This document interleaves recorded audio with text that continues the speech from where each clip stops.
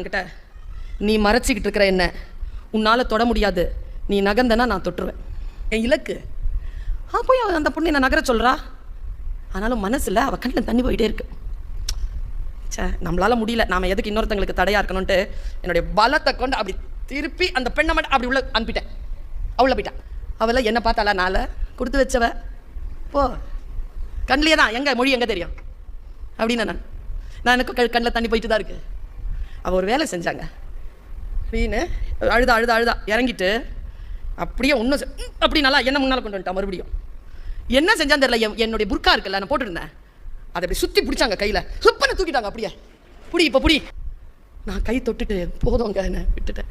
இங்கே கடவுள் என்னிடத்தில் சொன்னது என்ன தெரியுமா?